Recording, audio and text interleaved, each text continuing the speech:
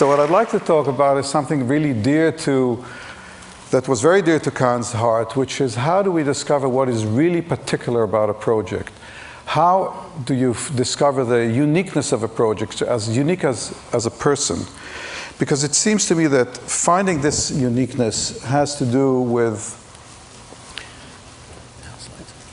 dealing with the whole force of globalization, that the particular is central to finding the uniqueness of place and the uniqueness of a program in a building.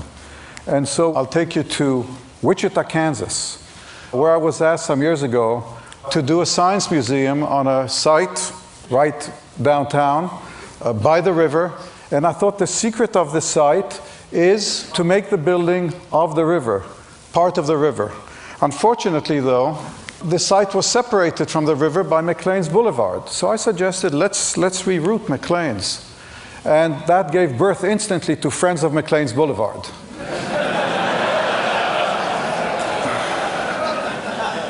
And it took 6 months to reroute it.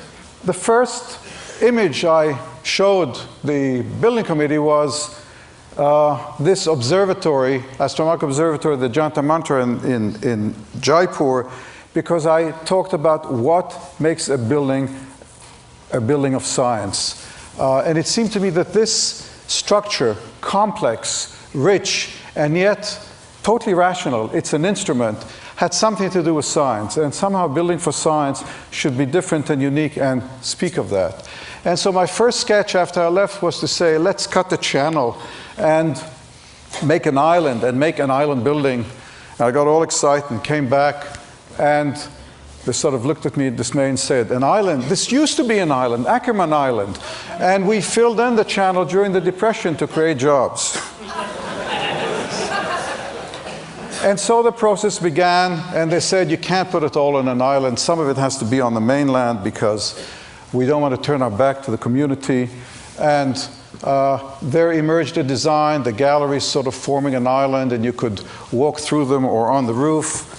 And there were all kinds of exciting features. You could come in through the landside buildings, walk through the galleries into playgrounds in the landscape. If you were cheap, you could walk on top of the bridge to the roof, peek in the exhibits, and then get totally seduced, come back and pay the $5 admission.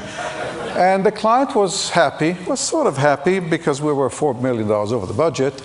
But essentially happy, but I was still troubled. And I was troubled because I felt this was capricious. It was complex, but there was something capricious about its complexity. It was what I would say compositional complexity. And I felt that if I had to fulfill what I talked about, a building for science, there had to be some kind of a generating idea, some kind of a generating geometry. And this gave birth to the idea of having toroidal generating geometry with its center, one with its center deep in the earth for the landside building, and a toroid with its center in the sky for the island building. A toroid, for those who don't know, is the surface of a donut, or for some of us, a bagel. And out of this idea started spitting off many, many kind of variations of different plans and possibilities. And then the plan itself evolved in relationship to the exhibits. And you see here the intersection of the plan with the toroidal geometry. And finally, the building, this is the model. And when there were complaints about budget, I said, well, it's worth doing the island because you get twice for your money.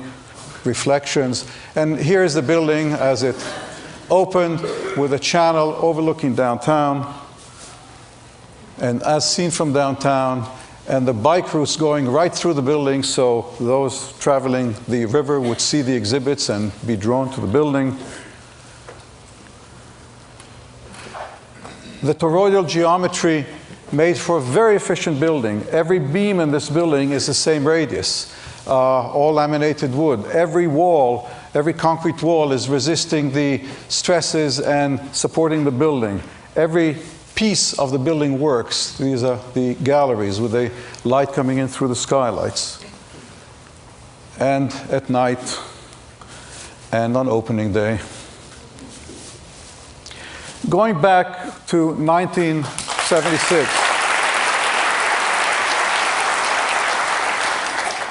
In 1976, I was asked to design a children's memorial museum in the Holocaust Museum in Yad Vashem in Jerusalem, which you see here, the campus. And I was asked to do a building, and I was given all the artifacts of clothing and drawings, and I felt very troubled. I worked on it for months, and I couldn't deal with it because I felt people were coming out of the historic museum that are totally saturated with information, and to see yet another museum with information, it would make them just unable to digest. And so I made a counter proposal. I said no building. There was a cave on the site. We tunnel into the hill, descend through the rock into an underground chamber. There's an anteroom with photographs of children who perished, and then you come into a large space. There is a single candle flickering in the center. By an arrangement of reflective glasses, it reflects into infinity in all directions. You walk through the space. A voice reads the names, ages, and place of birth of the children. This voice does not repeat for 6 months. And then you descend to light and to the north and to life. Well, they said people won't understand. They think it's a discotheque. You can't do that. And they shelved the project. And it sat there for 10 years. And then one day, Abe Spiegel from Los Angeles, who had lost his 2-year-old son at Auschwitz, came, saw the model, wrote the check, and it got built 10 years later. So many years after that, in 1998, I was on one of my monthly trips to Jerusalem, and I got a call from the foreign ministry saying, we've got the chief minister of the Punjab here. He is on a state visit. We took him on our visit to Yad Vashem. We took him to the Children's Memorial. He was extremely moved. He's demanding to meet the architect. Could you come down and meet him in Tel Aviv? And I went down. And Chief Minister Badel said to me, we Sikhs have suffered a great deal, as you have Jews. I was very moved by what I saw today. We are going to build our national museum to tell the story of our people. We're about to embark on that. I'd like you to come and design it. And so, you know, it's one of those things that you don't take too seriously. But 2 weeks later, I was in this little town, Anandpur Sahib, outside Chandigarh, the capital of the Punjab, and the temple, and also next to it the fortress that the last guru of the Sikhs, Guru Govind, died in as he wrote the Khalsa, which is their holy scripture. And I got to work, and they took me somewhere down there, 9 kilometers away from the town and the temple, and said, that's where we have chosen location. And I said, this just doesn't make any sense. The pilgrims come here by the hundreds of thousands. They're not going to get in trucks and buses and go down there. Let's get back to the town and walk to the site. And I recommended they do it right there on that hill and this hill and bridge all the way into the town. And as things are a little easier in India, the site was purchased within a week, and we were working. And my proposal was to split the museum into two. The permanent exhibits at one end, the auditorium, library, and changing exhibitions on the other, to flood the valley into a series of water gardens, and to link it all to the fort and to the downtown. And the structures rise from the sand cliffs. They're built in concrete and sandstones. The roofs are stainless steel. They are facing south and reflecting light towards the temple itself. Pedestrians crisscross from one side to the other. And as you come from the north, it is all masonry growing out of the sand cliffs as you come from the Himalayas and evoking the tradition of the fortress. And then I went away for 4 months, and there was going to be a groundbreaking. And I came back, and lo and behold, the little model I'd left behind had been built 10 times bigger for public display on the site. And the bridge was built.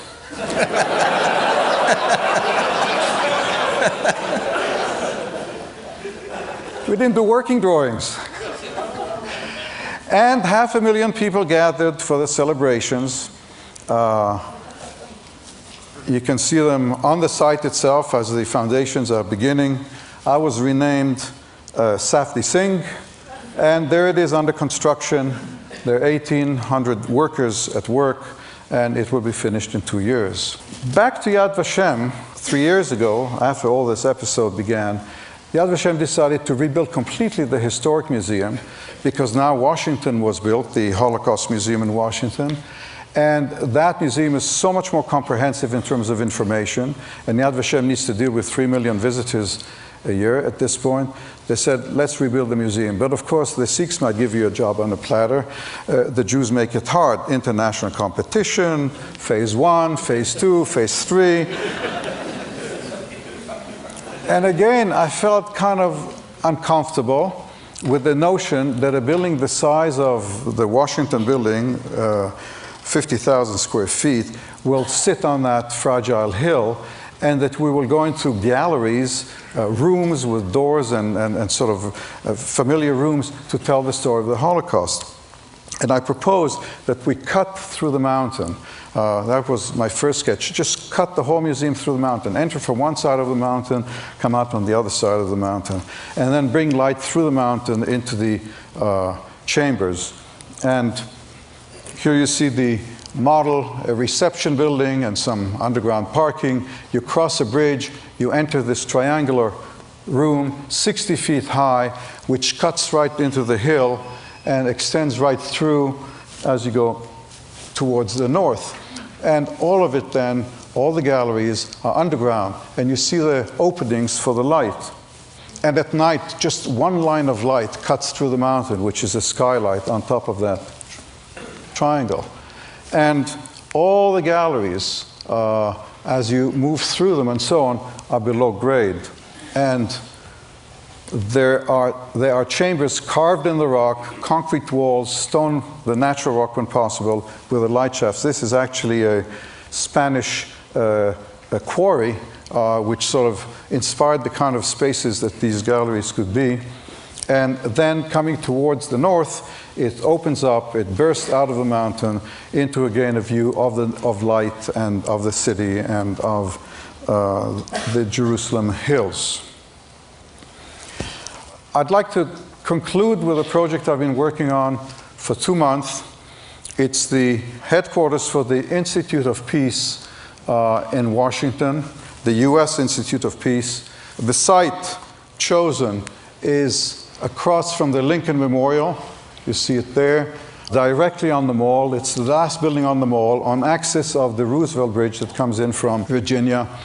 That too was a competition, and it is something I'm just beginning to work on. But one recognized the kind of uniqueness of the site. If there were to be anywhere in Washington, there would be an office building, a conference center, a place for negotiating peace, and so on, all of which the building is. But by virtue of the choice of putting it on the mall and by the Lincoln Memorial, this becomes the structure that is the symbol of peace on the mall. And that was a lot of heat to deal with. The first sketch recognizes that the building is many spaces, spaces where research goes on, conference centers, a public building because it will be a museum devoted to peacemaking. And these are the drawings that we submitted for the competition, the plan showing the spaces which radiate outwards from the entry. You see the structure as in the sequence of structures on the mall, very transparent and inviting and looking in. And then as you enter it again, looking in all directions towards the city. And what I felt about that building is that it really was a building that had to do with a lightness of being, to quote Kundera, that it had to do with whiteness, it has to do with a certain dynamic quality, and it had to do with optimism. And this is where it is. It's sort of evolving. Studies for the structure of the roof, which demand maybe new materials, how to make it white, how to make it translucent, how to make it glowing, how to make it not capricious. And here studying in 3 dimensions how to give some kind, again, of a order, a structure, not something you feel you could just change because you stopped the design of that particular process.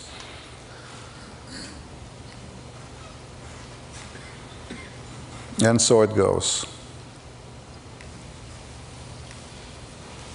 I'd like to conclude by saying something.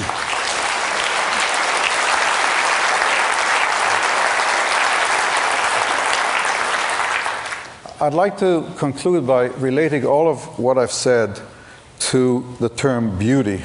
And I know it is not a fashionable term these days, and certainly not fashionable in the discourse of architecture schools. But it seems to me that all this, in one way or the other, is a search for beauty. Beauty in the most profound sense of fit.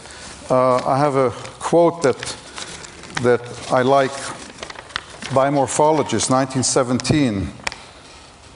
Theodore Cook, who said, "Beauty connotes humanity. We call a natural object beautiful because we see that its form expresses fitness, the perfect fulfillment of function." Well, I would have said the perfect fulfillment of purpose. Nevertheless, beauty as the kind of fit, something that tells us that all the forces that have to do with our natural environment have been fulfilled, and our human environment for that.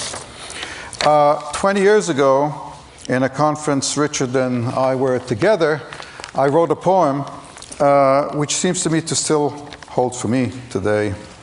"He who seeks truth shall find beauty. He who seeks beauty shall find vanity. He who seeks order shall find gratification. He who seeks gratification shall be disappointed. He who considers himself the servant of his fellow beings shall find the joy of self-expression.